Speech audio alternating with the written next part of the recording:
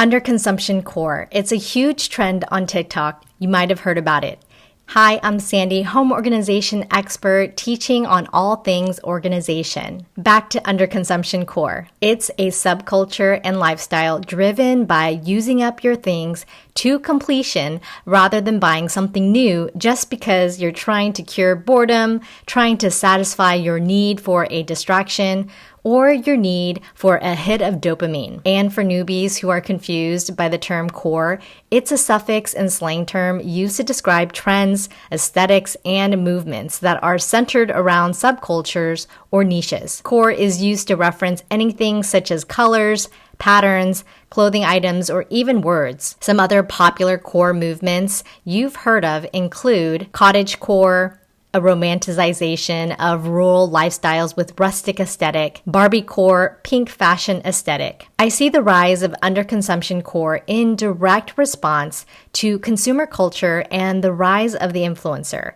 And it falls in line with the de-influencing movement, which challenges you to think twice before ever getting influenced to buy something from an influencer, especially something you never before thought to buy until the idea was planted in your brain by some stranger on social media. The gain in popularity of underconsumption core might also be in response to the state of the economy and your own personal financial situation. Before we dive in, it's important to understand that underconsumption is a relative term, and because of that, I want you to think about underconsuming according to your baseline. Normal consumption means something different to everyone, so use your current lifestyle as your guide when deciding what is considered underconsumption. For example, if you're spending $200 per pay period on stuff you don't need, this is your baseline. To apply underconsumption, try spending less than that amount or closer to zero to underconsume. No matter the reason or where you land on the pendulum of underconsumption,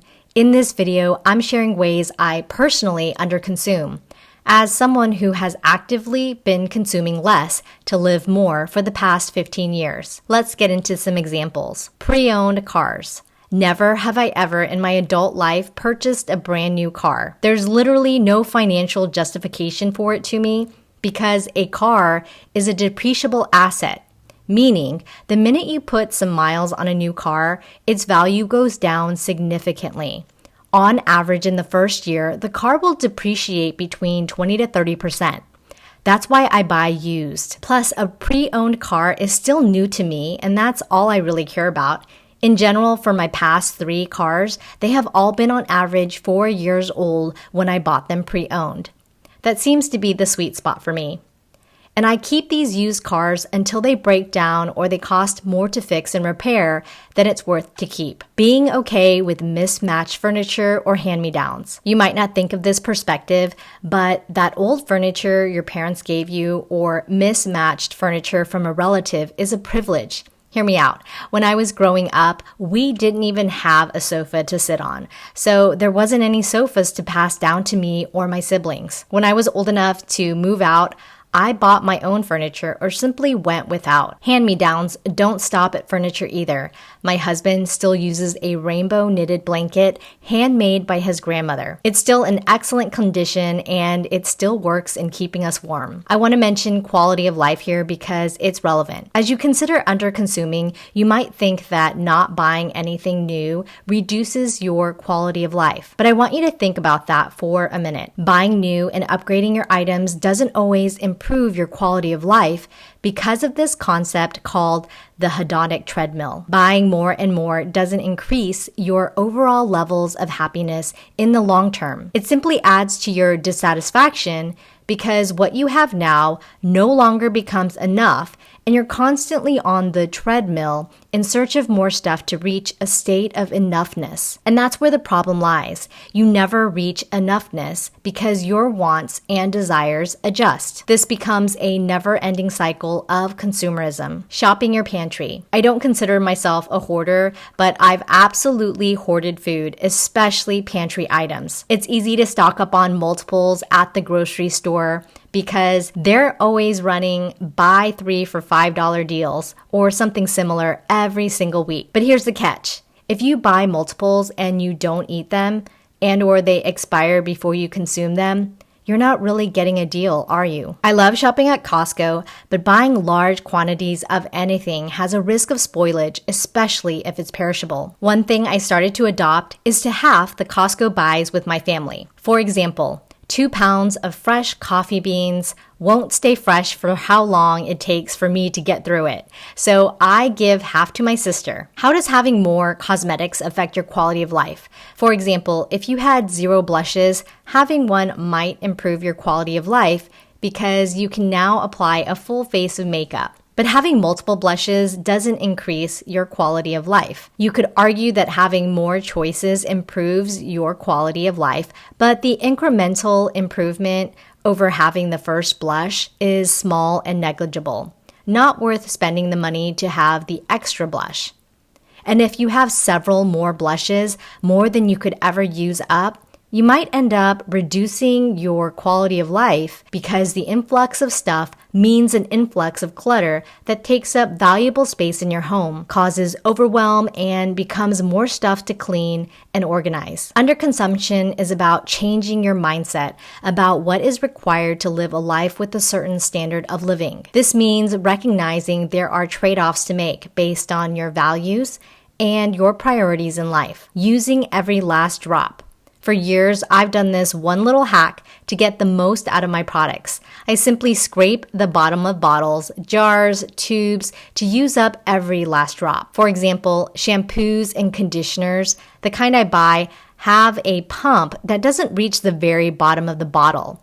So I open up the bottle and scrape the last bits out, or even consolidate bottles into one to use up all the products. For cosmetics, I'll use these wands and spatulas to scrape out remaining product. This is great for lip gloss when the wand included with the product won't reach the bottom. Skincare is another area where the included pumps never seem to reach the very bottom. By using the small spatulas, I get the full use of the product. I'll even use the spatulas for my toothpaste too.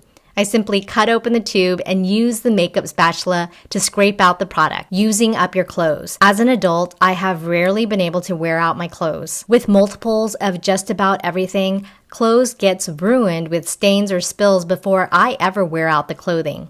For example, I have these sports bras from Under Armour that I've had for decades. They are in excellent condition, and my only complaint is some discoloration.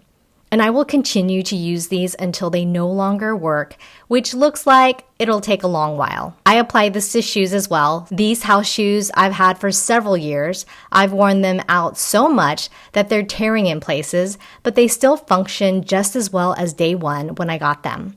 All I do now is hand wash them to keep them clean. I do the same with these easy casual slip-ons. I simply throw them in the washer and air dry afterwards. As a general practice, I choose to wash and reuse over buying anything new. Another thing about shoes is that I don't have that many.